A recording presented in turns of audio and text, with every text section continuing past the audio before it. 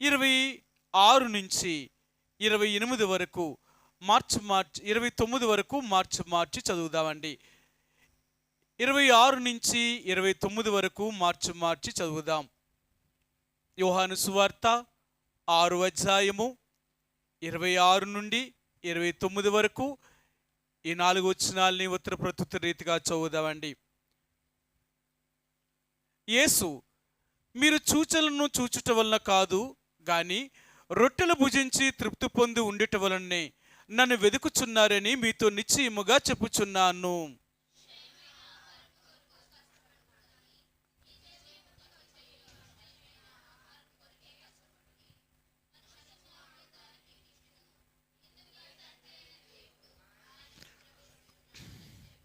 వారు, మేము దేవుని క్రియలు జరిగించుటకు ఏమి చేయవలనని ఆయనను అడుగగా,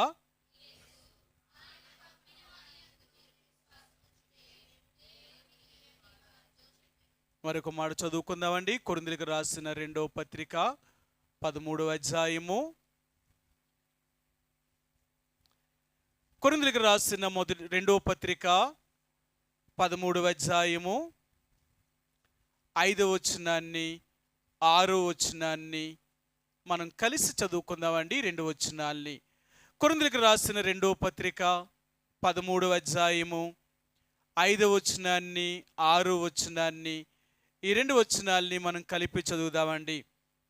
మీరు విశ్వాసము గలవారై ఉన్నారో లేదో మిమ్మును మీరే శోధించుకొని చూచుకొనుడి, మిమ్మును మీరే పరీక్షించుకొనుడి. మీరు భ్రష్టులు కాని యెడల యేసుక్రీస్తు మీలోనున్నాడని మిమ్మును గురించి మీరే ఎరుగరా? మేము భ్రష్టులము కామని మీరు తెలుసుకొందురని నిరీక్షించుచున్నాను. ఈ ఉదయకాల సమయంలో ప్రభు యొక్క శరీరానికి ఆయన రక్తానికి సాదృశ్యంగా ఉన్న ఆ రొట్టెలో రసములో మనం పాలు పంపులు పొందే ముందుగా మరి ప్రభు యొక్క ఆ శరీరానికి ఆ రక్తానికి సాదృశ్యం వాటిలో మనం పాలు పంపులు పొందే ముందుగా మనం పరీక్షించుకొని యోగ్యమైన రీతిగా ప్రభు యొక్క రక్త మాంసములో పాలు పంపులు పొందవలసిన వారు ఉంటున్నాం. ప్రతి ఆదివారము పరీక్షించుకోవడమేనా? పోయిన ఆదివారం పరీక్షించుకున్నాం, మరలా ఈ ఆదివారం పరీక్షించుకోవడం ఏంటి? మనం రక్షించబడ్డాం, బాప్తీసం తీసుకున్నాం, దేవుడి పిల్లలమని ఎన్నో సంవత్సరాల నుంచి మనం దేవుడి మందిరానికి వస్తున్నాం. చాలదా? ఇంకా మనం ఏంటి పరీక్షించుకోవాలి? నిజమండి, మనం చచ్చేదాకా మనం పరీక్షించుకోవాల్సిన వారమే. కారణం ఏంటో తెలుసా? మనకు తెలియకుండానే పాపము మనల్ని వెంటాడుతూ వస్తుందన్నమాట. అందుకని బైబిల్ గ్రంథంలో అంటాడైనా, పాపము అనేది ఎలాంటిదో అంటే సులువుగా చిక్కులు పెట్టే పాపం అంట. పాపాలు ఎలాగుంటాయంటే మనకు తెలియకుండానే మనం పాపం చేస్తాం. మనకు తెలియకుండా మనం ఎలా పాపం చేస్తాం అంటే మన హృదయమే మనల్ని మోసం చేసేది. చూసారా? మన హృదయమే మనల్ని మోసం చేసేది. ఎన్నోసార్లు మనము ఆ రీతిగా మోసపోయిన వారు. మనం ఏమీ మోసపోకుండా ఉండిన వారమేమీ కాదు. ఎన్నోసార్లు ఈ లోకములో ఉన్న సాతానుడి చేత, లోకములో ఉన్న మనుషుల చేత మనం మోసపోయిన వారమండి. అందుకని బైబిల్ గ్రంథంలో అంటాడు, మనం మోసపోయిన వారము అంటాడు. మేము కుటుంబముగా బైబిల్ చదువుతున్నప్పుడు యెహోషువ గ్రంథము 9వ అధ్యాయాన్ని మేము చదువుతున్నాం అన్నమాట. 8వ అధ్యాయాన్ని చదువుతున్నాం అన్నమాట. చదువుతూ ఉంటే అక్కడ ఇశ్రాయేలీలు అంటే యెహోషువ, ఇశ్రాయేలీలందరూ కూడా వారు ఎన్నో యుద్ధాలు జయించుకుంటూ వెళ్ళిపోతున్నారు. ఇలాంటి పరిస్థితుల్లో వారు పక్కనే ఉన్న మరి ఒక చిన్న పట్టణమైన ఆ గిలాదు వారు ఆయన్ని మోసం చేశారు. చూడండి, ఆ మాట మీకు చూపిస్తాను. ఎవరు వారిని మోసం చేశారు అంటే యెహోషువ గ్రంథము వీరు యెహోషువ దగ్గరికి వచ్చి వారు ఎలాగా అతను మోసం చేశారు, ఏ రీతిగా ఆయన్ని మరి మోసపరిచారనే విషయాన్ని ఆయన జ్ఞాపకం చేస్తూ ఉంటాడనమాట. 9వ అధ్యాయము, క్షమించండి, యెహోషువ గ్రంథము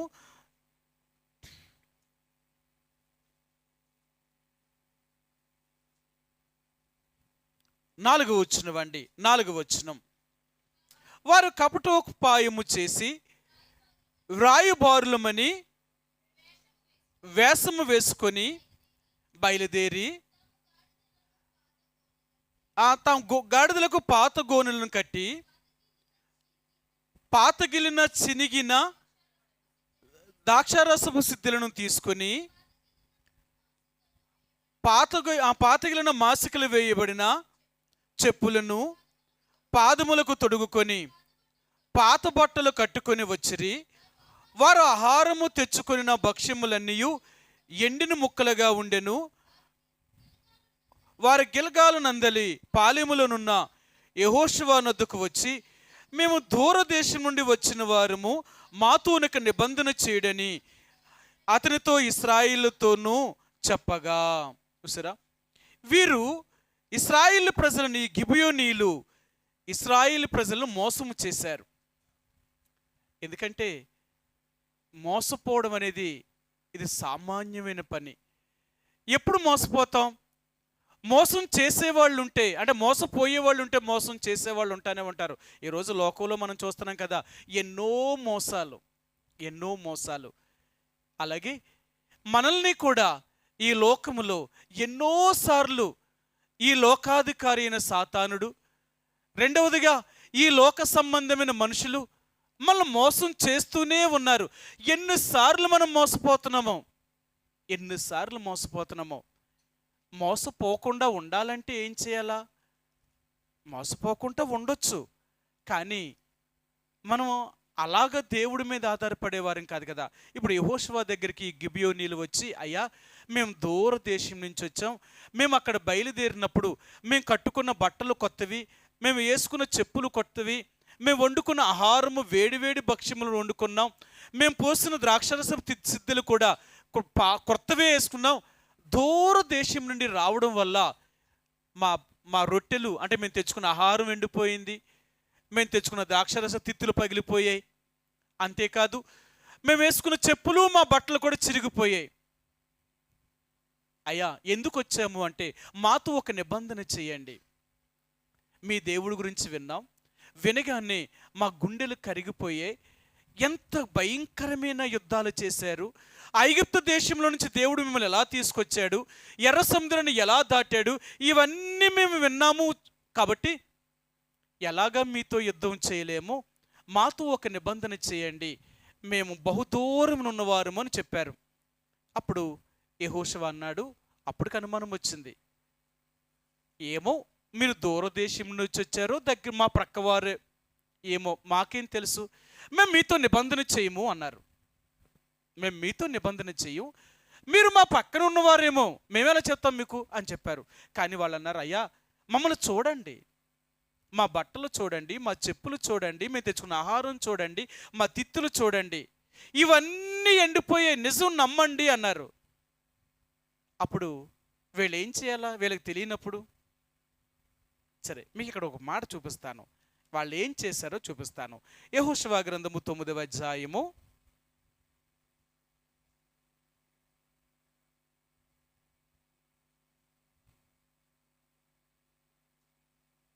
ఇక్కడ ఒక మంచి మాటను అక్కడ వాడాడండి.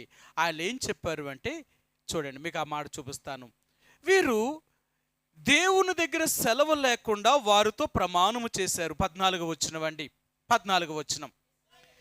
ఇశ్రాయేలీయులు యెహోవా చేత సెలవు నొందకయే వారి ఆహారములో కొంత పుచ్చుకొనగా. చూసారా, వీళ్ళు ఎవరి దగ్గర సెలవు అడగలేదట. యెహోషువకి తెలియదు అనుకో, వాళ్ళు ఎక్కడి నుంచి వచ్చారో తెలియదు అనుకో, దేవుణ్ణి అడిగితే చెప్తాడు కదా. మరి ఎందుకు దేవుణ్ణి అడగలేదు ఈయన? వాళ్ళు చెప్పిన మాయ మాటలకు ఏమైపోయారు? మనం అంతే కదా, మనుషులు ఎలా మాయ చేస్తారంటే, మన వాళ్ళ మాటలు చూస్తే, వాళ్ళు చెప్పే చేస్తూ ఉంటే నిజంగా వాళ్ళు నమ్మేలా చెప్తారనమాట. ఈ రోజున నా జీవితంలో కూడా ఎన్నోసార్లు మోసపోయిన వారు, లోకం మనల్ని ఎన్నోసార్లు మోసం చేసింది, ఎన్నోసార్లు అపవాది యొక్క చేతిలో మనం దొరికిపోయిన వారు, రక్షించబడిన వారమే. ఎందుకంటే మన జీవితంలో మనం పరీక్షించుకోవాల్సింది ఏంటంటే, మన యొక్క నడక, మన క్రియలు, మన మాట, మన వినికిడి, మన చూపు, ఇవన్నీ మనం పరీక్ష చేసుకోవలసిన వారు. మనకు తెలియకుండగానే పాపం మనలోనికి ప్రవేశించేదండి. తెలియకుండగానే మనం తప్పుదారిలోకి వెళ్ళిపోయేవారు. తెలియకుండగానే చేయకూడని ఎన్నో కార్యములు చేసిన వారు. మనకు తెలిసి కూడా తెలియక కూడా కొన్ని తెలిసి చేస్తున్నాం, కొన్ని తెలియక చేస్తున్నాం. అందుకని ఈ ఉదయకాల సమయంలో దేవుడు అంటున్నాడు, మీరు నా బిడ్డలు అంటున్నారే, నన్ను నమ్ముకున్నానని చెప్తున్నారు, నా ఇంటికి వస్తున్నారు, రక్షణ పొందారు, బాప్తీసం తీసుకున్నారు, నా రక్తమాంసములో పాలు పంపులు పొందుతున్నారు, కానీ నాకు వేరైన జీవితాన్ని జీవిస్తున్నారు, నాకు వ్యతిరేకమైన జీవితాన్ని జీవిస్తున్నారు. నా బిడ్డలు అంటున్నారు, కానీ నా బిడ్డల్లాగా మీరు జీవిస్తున్నారా? ఏది నిజంగా మీరు నా పిల్లలైతే నాకు కలిగిన స్వభావం మీకు ఉందంటారా? నాలాగా మీరు బ్రతుకుతున్నారా? ఈ లోకములో నీ జీవితం ఎలాగుంది? మాదిరికరమైన జీవితం ఎక్కడుంది?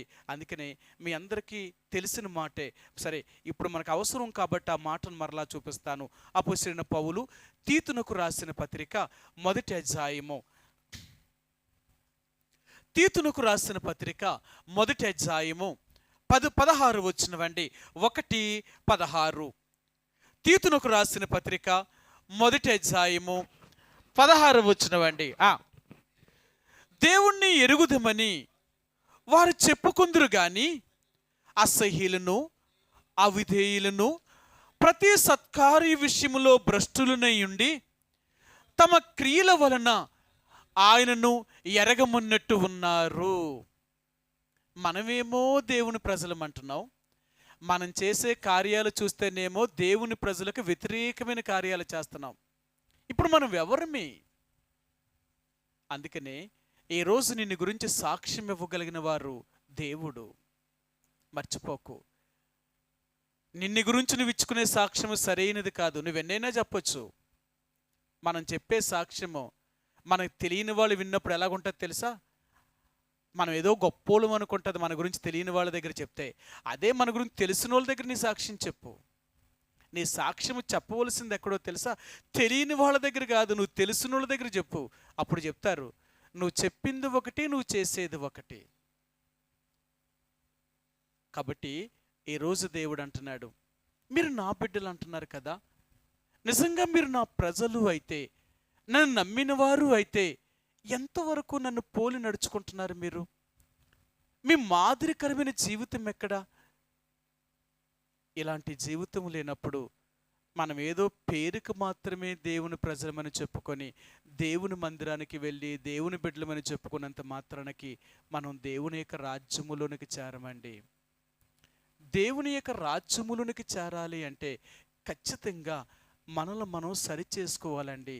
మన జీవితాన్ని ఒక్కసారి మనం పరీక్ష చేసుకోవాలి. ఏదో దేవుడు మందిరానికి వచ్చినప్పుడు మాత్రమే పరీక్ష కాదు, నువ్వెక్కడున్నా పరీక్షే.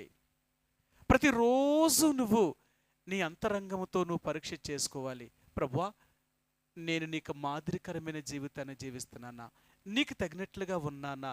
ఎందుకు అలాగ పరీక్షించుకోవాలి అంటే, ఏ రోజైనా ఏ క్షణాన్నైనా మన ప్రాణం పోయింది అంటే, మనం దేవుని యొక్క రాజ్యానికి చేరకుండా పోయాము అంటే ఇంకెంతకంటే దౌర్భాగ్యులు మరొకరు ఇంకెక్కడ ఎవరు ఉండరు. మీకు ఎన్నోసార్లు చూపించాను ఆ మాటను. సరే, మీకు ఆ మాటను మరలా చూపిస్తాను. కొరింథీయులకు రాసిన మొదటి పత్రిక, అపోస్తలుడైన పౌలు కొరింథీయులకు రాసిన మొదటి పత్రిక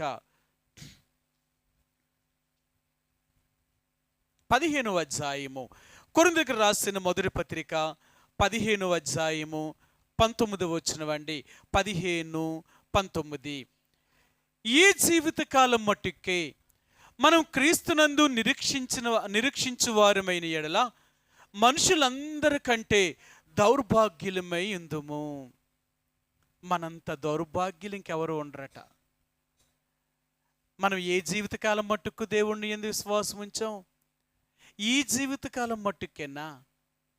మనం యేసుప్రభువుని నమ్మింది ఎందుకంటే ఈ తిండికి, ఈ గుడ్డకి, ఈ నివాసం కొరకు కాదు, ఈ లోకంలో బ్రతకడం కొరకు కాదు.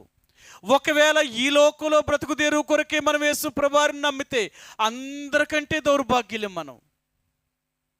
మనం నమ్మింది ఎందుకో తెలుసా? ఈ లోకంలో ఏమీ లేకపోయినా దేవుని యొక్క రాజ్యం చేరాలని మన గురేంటో తెలుసా? మనం దేవుని యొక్క రాజ్యంలో చేరడం కొరకు. అందుకని అపొస్తలుడైన పౌలు, నేను గురి యొద్దకే పరుగెత్తుతున్నాను, గురిని చూడని వాని వలె పరుగెత్తుతలేదు. నా ఎదుట ఒక గురి ఉంది, ఆ గురిని చేరాలనే నేను ప్రయాసపడుతున్నాను, నేను పరిగెడుతున్నాను. ఎక్కడికి చేరాలా? ఒకరోజు నేను నా దేవుని దగ్గరికి చేరాలి. ప్రియ సహోదరి సోడా, ప్రభు యొక్క రక్త మాంసంలో పాలు పంపులు పొందే ముందుగా ఈరోజు యేసు ప్రభువారు అంటున్నాడు, నువ్వు నన్ను నమ్మాను అంటున్నావు కదా, నువ్వు నన్ను నమ్మినట్లుగా జీవిస్తున్నావా? అలాగున్నాయా నీ క్రియలు? నీ జీవితంలో అలాంటి లక్షణాలు ఉన్నాయా? మరి ఇంకేంటి? నన్ను కలిగి ఉన్నాను అని నువ్వు ఎవరిని నమ్మిస్తావు? ఎవరికి చెప్తావు? మీకు ఎన్నోసార్లు చెప్తాను, మనం ఒకరిని మోసం చేయాలి, ఒకరిని నమ్మించాలని మనం అనుకుంటున్నాం, కానీ మనమే మోసపరుచుకుంటున్నామనే సంగతి మర్చిపోయాం. బైబిల్ గ్రంథంలో మీకు చూపిస్తాను. యాకోబు రాసిన పత్రిక మొదటి అధ్యాయము, యాకోబు రాసిన పత్రిక మొదటి అధ్యాయము 22వ వచనం అండి. 22వ వచనం, మీరు వినువారు మాత్రమే ఉండి మిమ్మల్ని మీరు మోసపుచ్చుకొనకుండా వాక్య ప్రకారము ప్రవర్తించువారినై ఉండుడి. వాక్యానికి అనుకూలంగా నడుస్తున్నావా? ఏమి వింటున్నావో దాన్ని అనుసరించగలుగుతున్నావా? ఏం చదువుతున్నావో దాన్ని అనుసరించగలుగుతున్నావా? వాక్యాన్ని వినడము, చదవడము ఎందుకు చేస్తున్నావు? ఈ రెండు మనకి ప్రతిరోజు ఎందుకు చెప్తారు తెలుసా? నువ్వు వాక్యం చదువు, నువ్వు ప్రార్థన చేసుకో, నువ్వు వాక్యం చదువు, నువ్వు ప్రార్థన చేసుకో, దేవుడి మందిరానికి వెళ్ళు, దేవుని వాక్యాన్ని విను. ఎందుకు దేవుని వాక్యం వినాలా? ఎందుకు దేవుని వాక్యాన్ని చదవాలా? ఆచారమా? అలవాటా? మరి ఎందుకు బైబిల్ చదువుతున్నాం మనం? ప్రతిరోజు మనం బైబిల్ ఎందుకు చదువుతున్నామండి? చదవడం ఎందుకంటారు? బైబిల్ గ్రంథాన్ని మనం ఎందుకు చదువుతున్నాం? అది చదవడం ఎందుకో తెలుసా? ఏమి చదువుతున్నామో దాని ప్రకారంగా నడవడం కొరకు, దాని ప్రకారంగా జీవించడం కొరకు. మనం చదివేది ఒకటి, చేసేది ఒకటి కాదు. మనం చెప్పేది ఒకటి, చేసేది ఒకటి కాదు. నువ్వేం చదువుతున్నావు, ఏం వింటున్నావు, ఏం చేస్తున్నావు నువ్వు? ఇది లేకపోతే ఎందుకండి? ఇది లేకపోతే మన జీవితంలో ఎన్ని సంవత్సరాలు బైబిల్ చదివినా, ఎన్ని సంవత్సరాల గుడికి వచ్చినా మనల్ని మనమే మోసం చేసుకుంటున్నామంట. మనల్ని మనమే మోసం చేసుకుంటున్నాం. ప్రియ దేవుని బిడ్డలారా, ఈరోజు మరలా దేవుడు అంటున్నాడు, నీవు మోసం చేసుకోకుండా ఉండాలి అంటే ఒక్కసారి నీ అంతరాత్మతో ఒక్కసారి పరీక్షించుకో. ఏంటో తెలుసా? నీ యొక్క అంటే ఆ దేవుని యొక్క ఆత్మతో నీ ఆత్మ ఎలాగ కలిసి ఉండగలుగుతుంది? దేవుని ఆత్మతో నీ ఆత్మ ఈ కనెక్షన్ తెగిపోకుండా ఉందంటావా? అందుకని అంటాడు ఆయన, ఈ కనెక్షన్ తెగిపోయింది అంటే నువ్వెంత దేవుణ్ణి ప్రార్థన చేసినా నీ మనవి దేవుడి దగ్గరికి వెళ్ళదు. దేవుడు నీకెంత చెప్పినా అది నీకు వినబడదు. అందుకని మన ఆత్మ దేవుని ఆత్మతో కలిసి ఉండాలన్నమాట. నీ అంతరాత్మలో దేవుని ఆత్మ నీలో ఉన్నప్పుడల్లా, నువ్వు చేస్తున్నప్పుడు ప్రతిసారి కూడా నీ అంతరాత్మ నీ మీద మంచి చేస్తే నేను సంతోషపరిచేది, నువ్వు తప్పు చేస్తే నేను దేవుడు ఆత్మ బాధపడేదిగా ఉంటుంది. అందుకనే దేవుని బిడ్డలుగా ఈరోజు ప్రభు యొక్క రక్తమాంసములో పాలు పంపులు పొందే ముందుగా దేవుడు మనకు జ్ఞాపకం చేసేది ఏంటంటే, మీరు వినువారు మాత్రమే ఉంటున్నారా, లేక చదివేవారు మాత్రమేనా, దాని ప్రకారం నడుచుకునేవారు కాదా? ఒకవేళ అలాగూ కాకపోతే మిమ్మల్ని మీరే మోసం చేసుకుంటున్నారు. ఎవరినో మోసం చేస్తా లేదు, నువ్వే మోసం చేసుకుంటున్నావు. ఏంటి మోసం చేసుకుంటున్నావో తెలుసా? దేవుని యొక్క రాజ్యములోనికి ప్రవేశించకుండా మోసపోతున్నావు. ప్రియుడా, మనందరి గురి ఏంటి అంటే మనం దేవుని యొక్క రాజ్యములోనికి చేరాలి. ఇది మాత్రం మర్చిపోవద్దు. మనం యేసుప్రభువుని ఎందుకు నమ్మాము అంటే మనం దేవుని యొక్క రాజ్యములోనికి చేరడం కొరకు, ఆ పరలోకం కొరకు దేవుడిని నమ్మాము. నువ్వు పరలోకం కొరకే నిజంగా యేసుప్రభువుని నమ్మగలిగితే ఈ భూమి మీద నీకేం కావాలన్నా దేవుడిస్తాడు. మీ అందరికీ తెలుసు, మత్తయి సువార్త 6 అధ్యాయము 33 ఆయన చెప్తాడు, ఆయన రాజ్యమును నీతిని మొదట వెతుకుడి, అప్పుడు అవన్నీ ఆయన మీకు అనుగ్రహించగలిగిన దేవుడు. దేవుడు నీకు అన్నీ ఇవ్వగలిగిన వాడు. నువ్వు నిజంగా ఎప్పుడైతే ఆత్మీయంగా ఎదగడానికి ప్రయత్నం చేస్తావో, నువ్వు ఆత్మీయంగా జీవించడానికి ప్రయత్నం చేస్తావో, ఆనాటి నుంచి దేవుడు నిన్ను ఆశీర్వదించడం మొదలు పెడతాడు. ఈ భూమి మీద నిన్ను దేవుడు దీవిస్తాడు. నువ్వు ఆత్మీయంగా వెదగకుండా భౌతికంగా నువ్వు ఎంత ఎదిగినా అది నీ అభివృద్ధి కాదు. ఈ లోకంలో అందరిలాంటి అభివృద్ధి అంతే. నీ అభివృద్ధి 2 రకాలుగా ఉండాలా. ఆత్మీయంగా నువ్వు ఎదుగుతూ ఉండాలా, అలాగే నీ భౌతికమైన ఎదుగుదల కూడా పెరుగుతూ ఉంటుందన్నమాట. నీ భౌతికమైన ఎదుగుదల కావాలి అనుకుంటే నువ్వు ఆత్మీయంగా ఎదగాలి. నువ్వు ఆత్మీయమైన ఎదుగుదల వదిలేసి భౌతికంగా నువ్వు ఎంత ఎదిగినా ఆ ఎదుగుదల దేవుని దృష్టిలో నువ్వు ఎదిగినట్లు కాదట. కారణం ఏంటో తెలుసా? ఈ లోకములో ఉన్న వాళ్ళందరూ కూడా ఎంత సంపాదించిన వారైనా సరే దేవుని దృష్టిలో చాలా బీదవారట. అవునా? సరే, మీకు ఇక్కడే చూపిస్తాను. యాకోబు రాసిన పత్రిక 1 అధ్యాయము 9-10 వచనాలండి. 9-10 వచనాలు. దీనుడైన సహోదరుడు తనకు కలిగిన ఉన్నత దశయందు అతిశయింపవలెను, ధనవంతుడైన సహోదరుడు తనకు కలిగిన దేని దశయందు అతిశయింపవలెను. యాలయనగా ఇతడు గడ్డి పువ్వులే గతించిపోవును, సూర్యుడు ఉదయించి వడగాలి కొట్టి గడ్డిని మార్చివేయగా దాని పువ్వు రాలును, దాని స్వరూప సౌందర్యమును నశించును. అలాగే ధనవంతుడు తన ప్రయత్నములలో వాడిపోవును. దీనుడైన సహోదరుడు తనకు కలిగిన ఉన్నత దశ యందు అతిశయించాలంట. ధనవంతుడైన సహోదరుడు తనకు కలిగిన దేని దశ యందు అతిశయించాలట. అంటే లోకములో నీకు ఎంత సంపాదన ఉన్నా అది దేవుడి యొక్క లెక్కలో ఏమీ లేనట్టే. కారణం ఏంటో తెలుసా? అని అంటాడు, వెర్రివాడా, ఈ రాత్రి నేను నిన్ను పిలుచుకుంటే నువ్వు సంపాదించిన ఈ ఆస్తంతా ఎవరిది? నువ్వు దరిద్రుడివి. నువ్వు వచ్చేటప్పుడు ఏమీ తెచ్చుకోలేవు. మీకు ఒక మాట చూపిస్తాను. 7వ సంఘమైన లవోదికే సంఘాన్ని గురించి ఈయన ఈ మాట అన్నాడు. వాళ్ళేమనుకున్నారు, ఆయన ఏమన్నాడో చూపిస్తాను. 3వ అధ్యాయము ప్రకటన గ్రంథము 3వ అధ్యాయము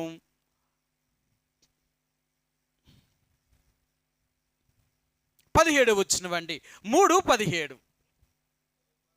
నువ్వు దౌర్భాగ్యుడును, దిక్కుమాలిన వాడువును, దరిద్రుడును, గ్రుడ్డివాడువును, దిగంబరుడివై ఉన్నావని ఎరుగొక్క నేను ధనవంతుడును, ధనవృద్ధి చేసి ఉన్నాను, నాకేమీ కొదువు లేదని చెప్పుకొనుచున్నావు. ఆయన అంటున్నాడు, నేను ధనవంతుణ్ణి, నేను ధనవృద్ధి చేసుకున్నాను, నాకేం కొదువు ఉంది, నాకు అన్నీ ఉన్నాయి అనుకుంటున్నారట. కానీ దేవుడు అంటున్నాడు, నీ స్థితి ఏంటో మర్చిపోయావు. నువ్వు దిక్కుమాలిన వాడువు, దరిద్రుడువు, గుడ్డివాడువు, దిగంబరునై ఉన్నావని ఎరుగొక్క. మనం చచ్చిపోతే మన స్థితి అంతేనండి. అందుకని అన్నాడు, ఓ లవోదికీయులో ఉన్న సంఘం వారులారా, మీరేమనుకుంటున్నారంటే నాకేం తక్కువ? ఈ భూమి మీద ఉన్నంత వరకు నీకేది తక్కువ లేకపోవచ్చు. ఈ లోకంలో నువ్వు ఉన్నంతకాలం నువ్వు ధనవంతుడిగా బ్రతకొచ్చేమో, కానీ చచ్చిన తర్వాత మాత్రం నువ్వు ధనవంతుడు కాదు. చచ్చిన తర్వాత మాత్రం దరిద్రురాలుగా వెళ్తావు. అందుకని అంటాడు, మనం ఈ లోకములో సంపాదించుకున్నది ఏది మనం చేత పట్టుకొని పోలేము. ఏది మంద కాదు. ఎన్నోసార్లు దేవుడు మనతో మాట్లాడుతున్నాడు. మన కళ్ళెదురుకుంటే ఎంతోమంది ఈ లోకాన్ని విడిచిపెట్టి వెళ్తున్నారు. వాళ్ళకంటే మనమేమీ గొప్పవారమేమీ కాదు. వాళ్ళన్నీ సంపాదించి అన్నీ వదిలిపెట్టి వెళ్ళిపోతున్నారు. రేపు మనమేం వదిలిపెట్టాలకుండా ఉంటామా? మనం అనుకుంటున్నాం, నాది కాకపోతే నా పిల్లలు అనుభవిస్తారు కదా, ఇప్పుడు నా సంపాదన అంతా నా పిల్లల కోసమే కదా, నా వెనకాల ఉన్నవారి కోసమే కదా. నువ్వు చచ్చిన తర్వాత ఎవరు అనుభవిస్తున్నారో నీకేం తెలుసు? అది నీ పిల్లలు అనుభవిస్తారని నువ్వు అనుకుంటున్నావు, కానీ నువ్వు చచ్చిన తర్వాత వాళ్ళకి అనుభవించడానికి అది కూడా లేకపోతే ఎంతమంది కష్టార్జితాన్ని పరులు అనుభవిస్తున్నారు. కష్టపడింది ఒకరు, అనుభవించేది మరొకరు. అందుకని ఈరోజు దేవుడు అంటున్నాడు, ఇప్పటికైనా ఆలోచించు. ఈరోజు నువ్వు దేనికోసం బ్రతుకుతున్నావు? దేనికోసం జీవిస్తున్నావు? ఈ లోకం కోసమా? క్షయమైపోయే దానికోసమా? దీనికోసమైనా మనం యేసుప్రభువుని వెతుకుతుంది. అందుకనే యోహాను సువార్త 6వ అధ్యాయంలో యేసు, మీరు నన్ను సూచనలు చూచుట వలన కాదు కానీ రొట్టెలు తృప్తిగా భుజించుట వల్లే మీరు నన్ను వెతుకుచున్నారు. యేసుప్రభువుని ఆ రోజు ఎంతోమంది, కొన్ని వేల మంది వెతుకుతున్నారట. ఎందుకు వెతుకుతున్నారంటే ఆయన ఎక్కడుంటే అక్కడ వారికి రొట్టెలు పంచి పెడుతున్నాడు, ఆహారం పెడుతున్నాడు. వాళ్ళు యేసుప్రభువు దగ్గరికి ఎందుకు వస్తున్నారు అంటే ఆహారం కొరకు మాత్రమే యేసుప్రభువు దగ్గరికి వచ్చారే తప్ప నిజంగా ఆయన కోసం వచ్చిన వాళ్ళు ఎవరూ లేరు. ఆయన బాధపడి అందుకని అంటున్నాడు, మీరు ఎందుకు వెతుకుతున్నారు అంటే నా ద్వారా ఈ లోక సంబంధమైన మేలులు పొందాలనే తప్ప నా రాజ్యం రావాలనే ఆశ మీకు లేదు. నేను ఈ లోక సంబంధమైన మేలులు ఇవ్వాలన్నా వీటి కోసమేనా అన్నాడు. ఇవన్నీ నేను ఎప్పుడో ఇచ్చేసాను మీకు. ఈ లోకంలో ఉన్నవన్నీ మీవే. ఈ లోకంలో ఉన్నవన్నీ మీవే. ఈరోజు లోకంలో ఉన్నది అంతటిని మనం ఎలా పోగొట్టుకున్నామో మనం ఎన్నోసార్లు మీకు చెప్పాను. మనం పాపము చేయడం వల్ల మనకు మేలు జరుగుతలేదంతే. నేను మరలా చెప్తున్నాను, ఈ రోజు వరకు నీకు ఇంకా మేలు జరగలేదు అంటే, నువ్వు ఆశీర్వదించబడతా లేదు అంటే వీటి కారణము నీ పాపములే. వాటి కారణము నువ్వు చేసిన పాపములే నీ ఆశీర్వాదానికి, నీ అభివృద్ధికి అవి కారణము కాకుండా నిన్ను ఆపు చేస్తున్నాయి. నిజంగా నీ పాప జీవితాన్ని ఒప్పుకొని యేసు ప్రభువుని నిజంగా నువ్వు దేవుడిగా ఎరిగితే, ఈరోజు మరలా దేవుడు అంటున్నాడు, మరలా మీకు ఏ అధికారాన్ని అయితే మీకు ఇచ్చానో ఆ అధికారం మీకు వచ్చేస్తుంది. నువ్వు పాపము నుంచి బయటకు వచ్చేస్తే మరలా నీ అధికారం నీకు వచ్చేస్తుంది. అంటే ఏంటి నీ అధికారం అంటే, దేవుడు నీకు ఏం అధికారం ఇచ్చాడో తెలుసా? ఈ భూలోకం అంతటిని నీ చేతికి ఇచ్చాడు. నువ్వు ఏది చెప్తే అది జరుగుతుంది. నువ్వు ఎక్కడికి వెళితే అక్కడ నీ అన్నీ కూడా సక్రంగా జరుగుతాయి అన్నమాట. ఎందుకంటే నువ్వు ఎక్కడ ఉంటావో అక్కడ అభివృద్ధి జరుగుతూ ఉంటుంది. నేను ఎన్నోసార్లు మీకు చెప్పాను, నువ్వు ఎక్కడ ఉన్నా నువ్వు దీవించబడతావు. కారణం ఏంటో తెలుసా? దేవుడు నీతో ఉన్నాడు. మరొక మాట మీకు చూపిస్తాను. మీకు ఎన్నోసార్లు చూపించాను ఆ మాటను. ఆదికాండము 26వ అధ్యాయము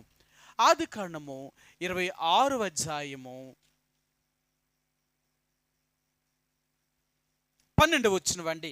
ఆదికాండము 26వ అధ్యాయము 12, 13 వచనాలు. ఇస్సాకు ఆ దేశమందున్నవాడే విత్తనము వేసి ఆ సంవత్సరము 100 అంతల ఫలము పొందెను. యెహోవా అతనిని ఆశీర్వదించెను గనుక ఆ మనుషుడు గొప్పవాడాయెను. ఇస్సాకు ఎక్కడుంటే అక్కడ దేవుడు దీవించాడట. ఎందుకు దేవుడు దీవించాడు ఇస్సాకుని అంటే, ఇస్సాకు దేవుడితో ఉన్నాడు. ఇస్సాకు దేవుణ్ణి ఎరిగినవాడు. అందుకనే అతడు ఎక్కడ ఉంటే అక్కడ ఆశీర్వాదం, అతడు ఎక్కడుంటే అక్కడ దీవెన. కారణం ఏంటంటే అతనితో దేవుడు ఉన్నాడు. అందుకని ఈరోజు మరలా దేవుడు అంటున్నాడు, నీ ఆశీర్వాదాన్ని నువ్వు దీవించబడాలి అంటే భూమి మీద నువ్వు ఒక పని చేయి. నీ పాపమును విడిచిపెట్టి యథార్థముగా దేవుళ్ళో జీవించడానికి ప్రయత్నించేయి. అప్పుడు చూడు, నిన్ను, నీ పిల్లలను, నీ కుటుంబాన్ని దేవుడు ఎంత అభివృద్ధిలోకి తీసుకొస్తాడో. దేవుడు తీసుకురావాలా? అర్థమైందా? నీ అభివృద్ధికి గల కారకుడు ఎవరు అంటే దేవుడు. నువ్వు కాదు, నేను కాదు. నీ అభివృద్ధికి దేవుడు కారకుడు అవ్వాలంటే నువ్వు నిజంగా దేవుడిని వెతుకుతున్నావా? దేవుడు మాట వింటున్నావా? ఒకవేళ అలాగే వింటే నువ్వెక్కడున్నా నీకు దీవెనే. చాలాసార్లు అంటావు, కష్టపడితేనే ఆహారం దొరుకుతుందండి, పని చేయకుంటే ఎవరు మాకు తిండి పెడతారంటారు. నిజమే కదా. ఈరోజు మన అందరికీ ఉన్న లక్షణం ఏంటంటే, మనం పని చేసుకుంటున్నాం, మనం ఉద్యోగం చేసుకుంటున్నాం, మనం కష్టపడితేనే మనకు అన్నం దొరుకుతుంది అంటున్నారు. ఆనాడు ఇశ్రాయేలు ప్రజలు కూడా అలాగే అనుకున్నారు. కానీ 40 సంవత్సరాలు దేవుడు వాళ్ళు ఏ పని చేయకుండా పోషించాడట దేవుడు. మనందరికీ తెలుసు, ఇశ్రాయేలు ప్రజలను 40 సంవత్సరములు పగల మేఘ స్తంభములోను రాత్రి అగ్ని స్తంభములోను దేవుడు ఉంచి, ఆనాడు పరలోకం నుండి దేవదూతలు తినే ఆహారాన్ని వారికి పంపించి, 40 సంవత్సరములు వారు వేసుకున్న బట్టలు కానీ వేసుకున్న చెప్పులు కానీ అరిగిపోకుండా మాసిపోకుండా వాళ్ళకి ఆహారం యొక్క లేమి లేకుండా 40 సంవత్సరములు దేవుడు పోషించాడు. వాళ్ళ విత్తనం వేయకుండా పంట కొయ్యకుండా దేవుడు పోషించాడు. మరి వాళ్ళలా బ్రతికేరంటారు, వాళ్ళనిలా దేవుడు పోషించాడంటారు. అదే దేవుడు ఈరోజు లేడంటావా? అదే దేవుడు ఈరోజు నిన్ను పోషించలేడంటావా? ఆయన అంటాడు, నేను ఎక్కడ ఉంటే అక్కడ నీకు సమృద్ధి దొరుకుతుంది.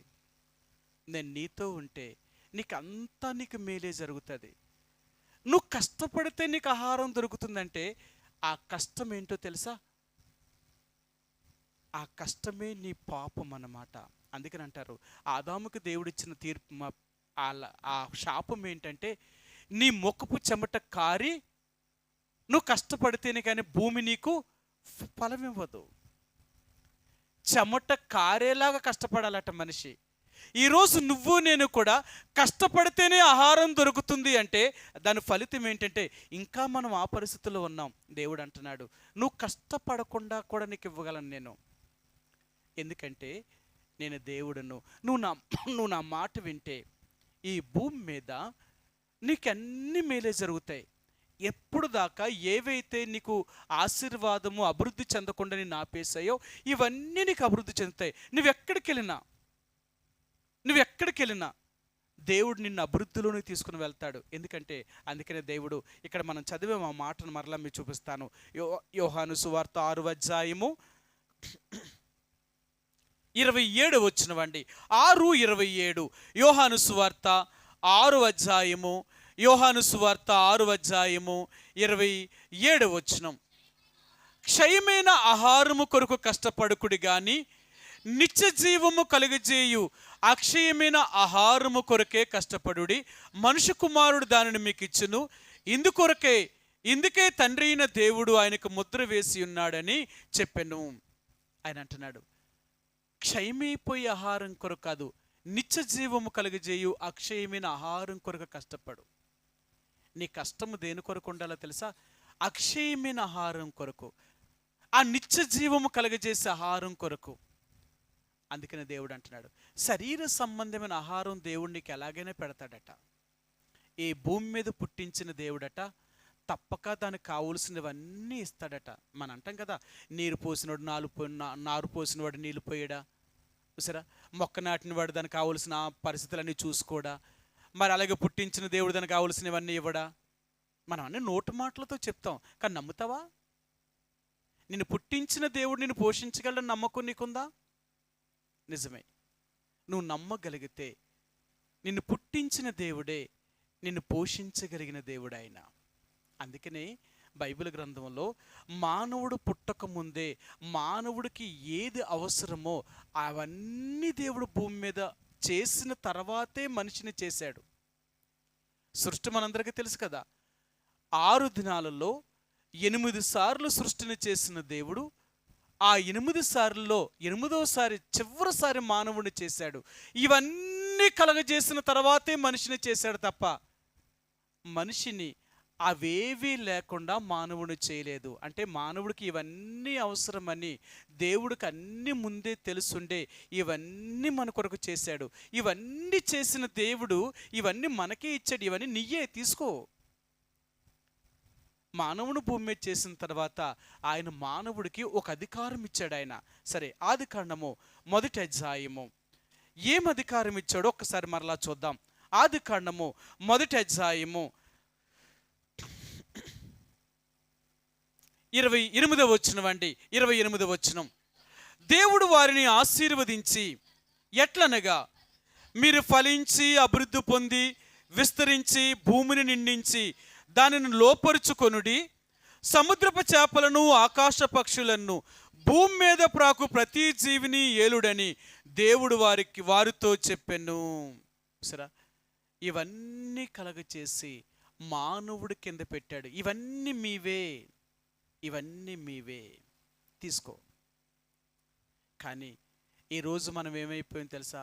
ఏమీ లేని వారం అయిపోయాం. అన్నీ పోగొట్టేసుకున్నాం. మనం మానవుడు పాపము చేయడం వల్ల మనకున్న అధికారం అంతా సాతానుడు తీసుకొని వాడు మన మీద అజమాయిషి చేస్తున్నాడు. మనకేమీ ఇస్తలేదు వాడు. మనం కష్టపడితేనే కానీ ఆహారం పెడతలేదు వాడు. మనం శ్రమ పడితేనే కానీ మనకు ఆహారం దొరుకుతలేదు. వాడి చేతికి మనం అధికారం ఇవ్వడం వల్ల వాడు మనల్ని ఎంతగా నష్టపరిచాడు. ఇప్పుడు అదే దేవుడు అంటున్నాడు, మరలా తిరిగి నా దగ్గరికి నువ్వు వస్తే నీ అధికారం నీకు తిరిగి ఇచ్చేస్తాను, నీ అధికారం ఇచ్చేస్తాను. ఇక్కడి నుంచి నువ్వు ఎక్కడికి వెళ్ళినా నువ్వు ఆశీర్వదించబడతావు. నేను ఏ రోజునైతే మానవుని చేసి భూలోకం అంతటిని ఇచ్చానో మరలా అదే నేను చెప్తున్నాను. ఇప్పుడు కూడా నువ్వు నా దగ్గరికి వస్తే ఇవన్నీ నీకు వచ్చేస్తాయి. అంతే, ఇవన్నీ వచ్చేస్తాయి. ఏమొస్తాయి? సరే, ఏమొస్తాయో చూపిస్తాను మీకు. యెషయా గ్రంథము 1వ అధ్యాయము. ఇక్కడ దేవుడు ఇశ్రాయేలు ప్రజలతో దేవుడు చెప్తున్నాడు, ఏమి ఇస్తానని చెప్తున్నాడో చూపిస్తాను మీకు. 1వ అధ్యాయము, యెషయా గ్రంథము 1వ అధ్యాయము 19వ వచనమండి. 1:19. మీరు సమ్మతించి నా మాట విని ఎడల మీరు భూమి యొక్క మంచి పదార్థములను అనుభవింతురు అని అంటున్నాడు. మీరు నా మాట వింటే ఈ భూమి మీద మీకు ఏం కావాలో అన్నీ నేను మీకు ఇస్తాను. నమ్ముతావా? అయినా నమ్మం మనం. ఎలా జరుగుతుందండి? మనం కష్టపడకుండా, మనం పని చేయకుండా, మనం శ్రమ పడకుండా, మన ఉద్యోగం చేయకుండా, పని చేయకుండా మనకెలాగ ఆహారం దొరుకుతుందండి? దేవుడు అంటున్నాడు, ముందు నా మాట విను, నేను చెప్పినట్లుగా చేయి. నేను కష్టపడొద్దంటలేదు, కానీ నేను నిన్ను ఆశీర్వదిస్తాను. నీ కష్టానికంటే ఎక్కువ నేను ఇస్తూ ఉంటాను నేను. అందుకని బైబిల్ గ్రంథంలో ఒక మాట అంటాడనమాట, నువ్వు ఎంత కష్టపడినా నీ కష్టమునకు ఫలితము దేవుడు దాన్ని దీవించకపోతే నువ్వు దీవించబడలేవు. నీ ఐశ్వర్యము ఎక్కువ కాదట. సరే, మీకు ఆ మాట కూడా చూపిస్తాను. సామెతల గ్రంథము 10వ అధ్యాయము, సామెతల గ్రంథము 10వ అధ్యాయము 22వ వచనం అండి. సామెతల గ్రంథము 10వ అధ్యాయము 22వ వచనం. యెహోవా ఆశీర్వాదము ఐశ్వర్యం ఇచ్చును, నరుల కష్టము చేత ఆ ఆశీర్వాదము ఎక్కువ కాదు. నువ్వు ఎంత కష్టపడినా దేవుడు ఆశీర్వదించినంతగా నీ కష్టం అంత ఎక్కువ కాదట. నువ్వు ఎంత కష్టపడినా దేవుడు ఒక వ్యక్తిని దీవించాడు అనుకోండి, నువ్వు ఎంత కష్టపడినా సరే నీ కష్టం ఆ వ్యక్తిలాగా నువ్వు దీవించబడలేవు. అందుకన్నాడు, యెహోవా ఆశీర్వాదము ఐశ్వర్యాన్ని కలగచేస్తుందట, నరుల యొక్క కష్టము చేత ఆ ఆశీర్వాదం ఎక్కువ కాదట. దేవుడు నిన్ను దీవించాలా, దేవుడు నిన్ను ఆశీర్వదించాలా. నేను ఒక ఉద్యోగస్తు ఆయన, మనకు ఒక బిలీవర్ దగ్గరికి వెళ్ళాను. ఆయన వాళ్ళ ఇంట్లో వాళ్ళందరూ ఉద్యోగస్తులు, మళ్ళీ ఏం మామూలు ఉద్యోగస్తులు కాదు. ఒక్కొక్కరు 90,000 1,00,000 జీతకాల ఇంట్లో వాళ్ళందరూ కూడా. ఆయన నాకేం చెప్పాడు తెలుసా? అన్నా, ఏదో ఉద్యోగాలని పేరు మాత్రం ఉన్నాయన్నా, మా ఉద్యోగాలు చేస్తున్నాం కానీ ఏముందన్నా అన్నాడు. ఏ అన్నా అలాగన్నావా? నన్ను నిజమన్నా, మా జీతాలు చూస్తే ఎక్కువ, పేరుకి జీతాలు చూస్తే ఎక్కువ, మాకు వచ్చే దాంట్లో మా ఖర్చులు, మాకున్న ఆదాయం, మాకున్న ఖర్చులకి మా వచ్చే ఆదాయం సరిపోతలేదు అన్న. ఇక మీరే అలాగంటే ఒక సామాన్యులైన ఒక మానవుడి యొక్క పరిస్థితి ఏంటి? నిజమన్నా, మాకంటే వాళ్ళే బాగున్నారన్నా అన్నాడు. ఏ అన్న అలాగన్నారంటే ఆయన చెప్పాడు, నాకు ఈరోజు ఒకవేళ 90,000 రూపాయల జీతం అనే పేరుకు నాకు ఉంది.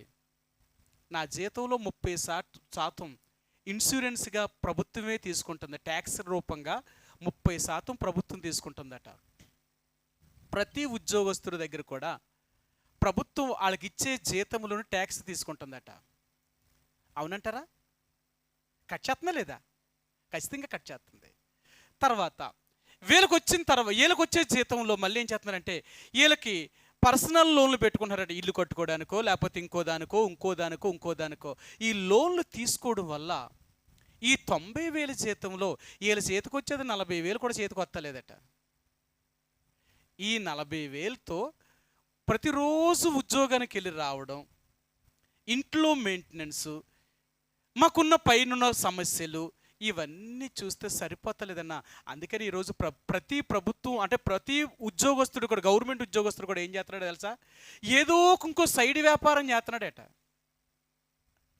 ప్రతి గవర్నమెంట్ ఉద్యోగస్తుడినంట ఇంకో సైడ్ బిజినెస్ చేస్తున్నాడట. అవునా? నిజమండి. ఇంకో సైడ్ వ్యాపారం చేస్తున్నాడట. ఏడు చేస్తున్నారని అంటే వ్యాపారము కానీ, లేకపోతే రియల్ ఎస్టేట్ బిజినెస్ కానీ, లేకపోతే వడ్డీ వ్యాపారము కానీ, సైడ్ ఇంకొక వ్యాపారం లేకపోతే ఇలా జీవనోపాధి గడుపుతలేదన్నా. మీరు ఏదో అనుకుంటున్నారు, ఉద్యోగస్తులు అంటే పైకి ఉద్యోగమే కనపడుతుంది, కానీ మా వెనకాల ఎన్ని ఉన్నాయి కనపడతలేదు. అర్థమైందా? నిజమేనండి, నిజమే. నరులు కష్టము చేత ఆ ఆశీర్వాదం ఎక్కువ కాదు. యెహోవా వారిని ఆశీర్వదిస్తే వాడు గొప్పవాడు అవుతాడేమో కానీ, నీ కష్టము చేత నువ్వు పైకి రావాలి అనుకుంటే నువ్వెప్పటికీ పైకి రాలేవు. అందుకని ఈరోజు దేవుడు అంటున్నాడు, ఏమంటున్నాడు తెలుసా? నేను నిన్ను ఆశీర్వదించాలి అంటే, నేను నిన్ను దీవించాలి అంటే నా మాట విను, నా మాట విను. నాకు మాదిరికరమైన జీవితాన్ని జీవించు. నన్ను నమ్ముకున్నట్లుగా నువ్వు జీవించు. నన్ను నమ్ముకున్నట్లుగా నువ్వు జీవించగలిగితే చూడు, నిన్నెంత ఆశీర్వదిస్తానో, నిన్నెంత దీవిస్తానో నీకు తెలియదు. నీకు తెలియదు. ఆ ఆశీర్వాదము నీకు అలా పెరుగుతూనే ఉంటుందంతే.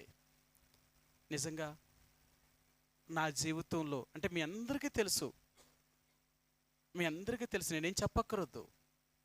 ఈ రోజు వరకు కూడా నేను ఎక్కడా ఎప్పుడు ఎవరిని అడిగినట్లు కానీ, ఎక్కడికి వెళ్ళి నేను తెచ్చుకున్నట్లు కానీ అసలు నేను ఎక్కడ చేయనా పని. నాకు దేవుడు ఏది ఇస్తాడా అదే తింటాను. దేవుడు ఏది ఇచ్చాడా దాంతోటే సరిపెట్టుకుంటాను. అది ఎంతైనా సరే, ఎంతైనా సరే దానికి మించి వెళ్ళడానికి నేను ప్రయత్నించాను. ఈ రోజు వరకు నేను చేసే పని ఏంటో తెలుసా?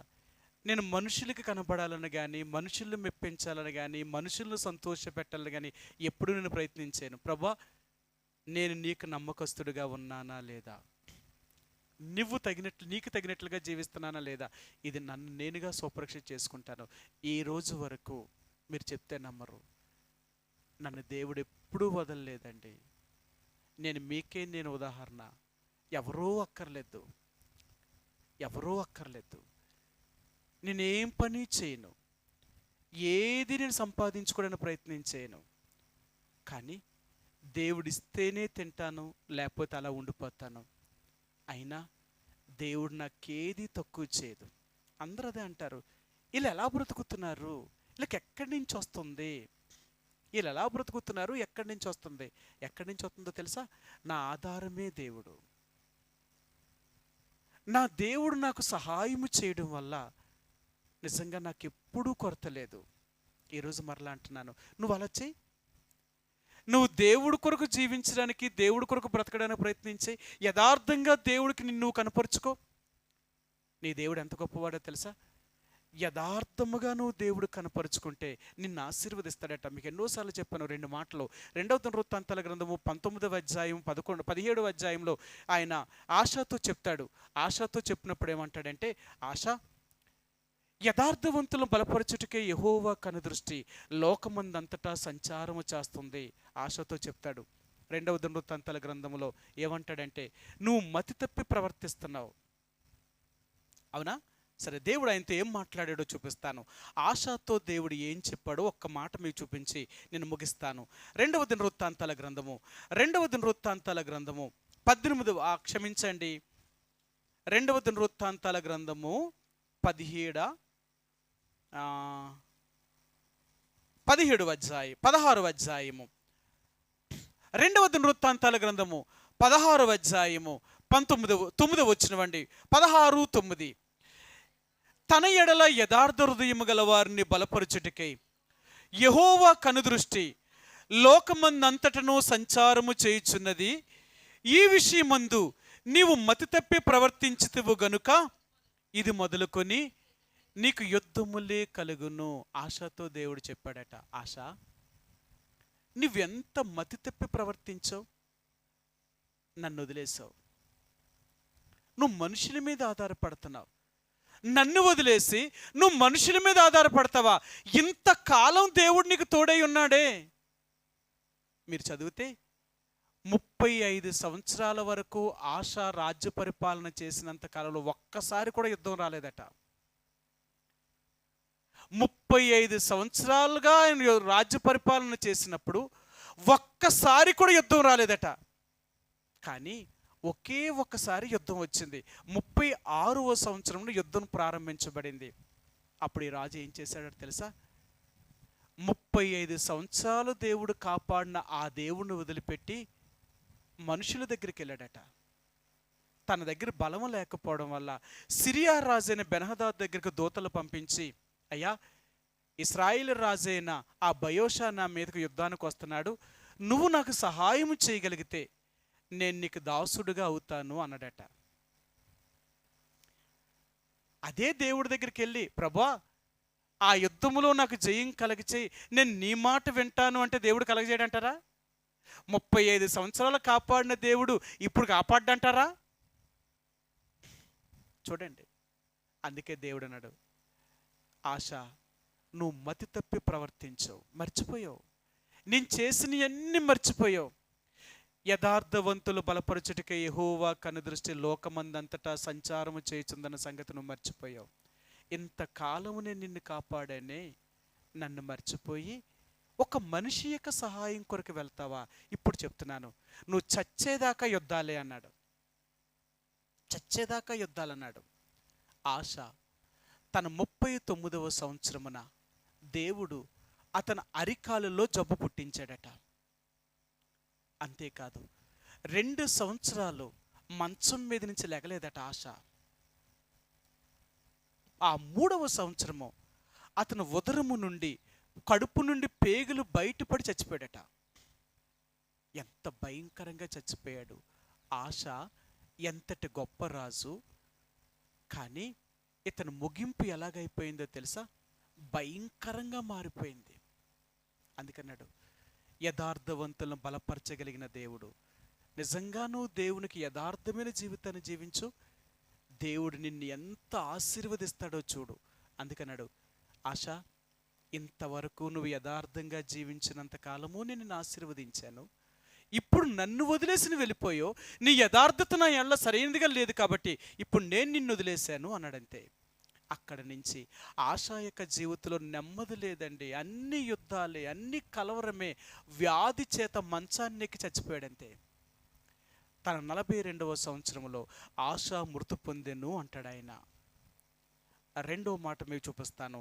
కీర్తన గ్రంథము 84వ అధ్యాయము, కీర్తన గ్రంథము 84వ అధ్యాయము 11వ వచనం అండి. 11వ వచనం, 84:11. దేవుడైన యెహోవా సూర్యుడును కేడెమునై ఉన్నాడు, యెహోవా కృపయు ఘనతయు అనుగ్రహించును, యథార్థముగా ప్రవర్తించు వారికి ఆయన ఏ మేలును చేయక మానడు. ఎంత మంచి దేవుడు! యథార్థముగా నువ్వు దేవుళ్ళో ఉన్నంత కాలము నీకు ఏ మేలు చేయక మానని దేవుడు. నీకు మేలు జరుగుతూనే ఉంటుంది. ఎందులో మేలు? అన్నిటిలో. నువ్వు ఎక్కడ చెయ్యేసినా అక్కడ నీకు ఆశీర్వాదమే. నువ్వు ఏ పని చేసినా అది నీకు దీవెనే. నువ్వు ఎక్కడికి వెళ్ళినా నీకు ఆశీర్వాదమే. ఇంకా ఇది అదని లేదు. ఎన్ని రకాలుగా చెప్తాడు ఆయన. నువ్వు ఎక్కడికి వెళ్ళినా నీ గర్భఫలము దీవించబడుతుంది, నీ భూఫలము దీవించబడుతుంది, నువ్వు చేయు ప్రయత్నములన్నీ దీవించబడతాయి. ఇంకొక్కటి కాదు, అన్నీ ఆశీర్వాదమే. కారణం ఏంటో తెలుసా? నువ్వు యథార్థంగా జీవించడం వల్ల. నీ యథార్థత మనుషులకు చూపించుకో, నీ యథార్థత దేవుడికి చూపించు. ఎప్పుడైతే నువ్వు దేవునికి యథార్థంగా అలాగ జీవిస్తావో, ఈరోజు దేవుడు అంటున్నాడు, నిన్ను నీ కుటుంబాన్ని నేను ఆశీర్వదించడం మొదలు పెడతాను, నిన్ను దీవించడం మొదలు పెడతాను. అందుకన్నాడు, యెహోవా ఆ మనిషిని ఆశీర్వదించను గనుక ఆ మనుషుడు గొప్పవాడాయను.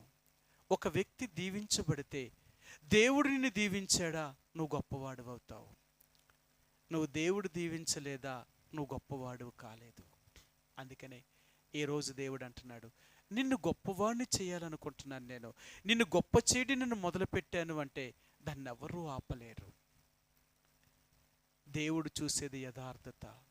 కాబట్టి దేవుని బిడ్డలారా, ఈరోజు మరలా దేవుడు అంటున్నాడు, నువ్వు నువ్వు క్షయమైపోయే దాని కొరకు కాదు, అక్షయమైన ఆ నిత్య జీవము కలగజేసే ఆహారము కొరకు, దేవుని కొరకు కష్టపడు.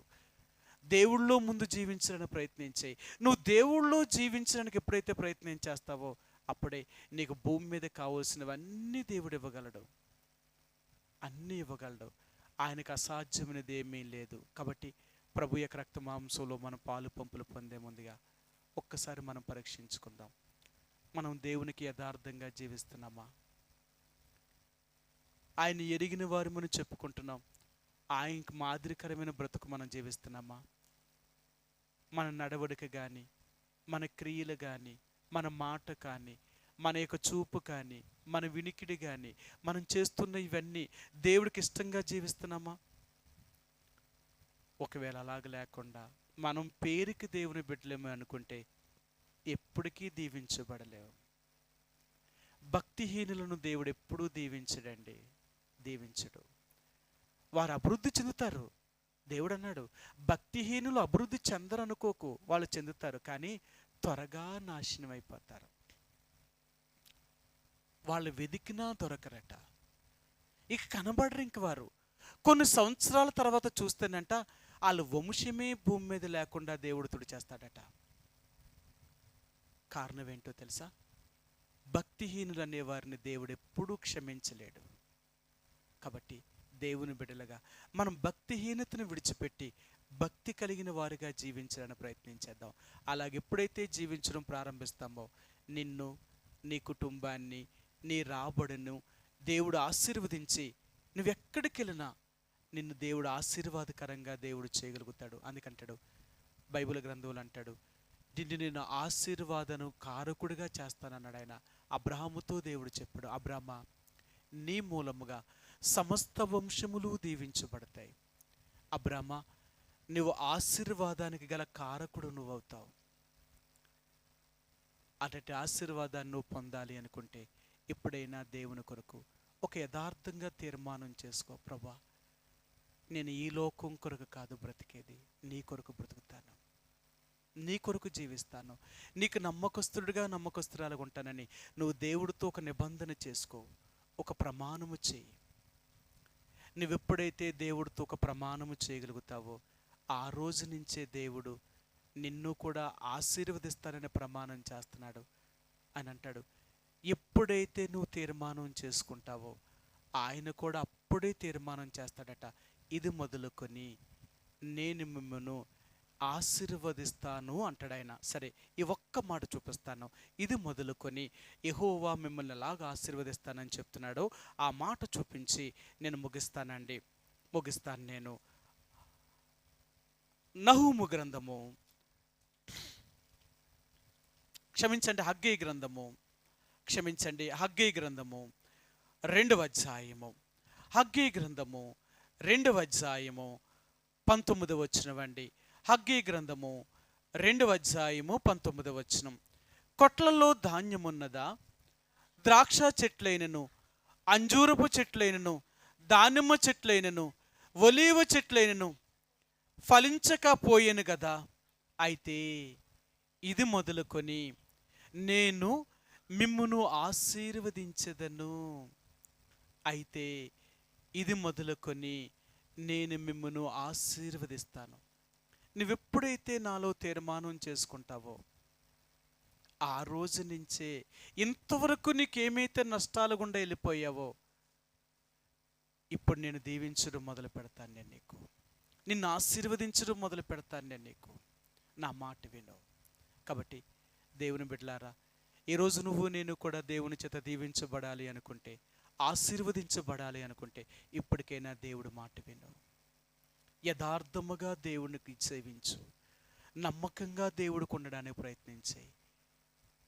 నీ జీవితాన్ని నువ్వు ఎప్పుడైతే చక్కపరచుకోగలుగుతావో, దేవుని కొరకు జీవించడానికి తీర్మానం చేసుకోగలుగుతావో, దేవుడు నిన్ను ఆశీర్వదించడం, దీవించడం ప్రారంభిస్తాడు. ఆయన అందుకన్నాడు, అయితే ఇది మొదలుకొని నేను మిమ్మల్ని ఆశీర్వదిస్తాను.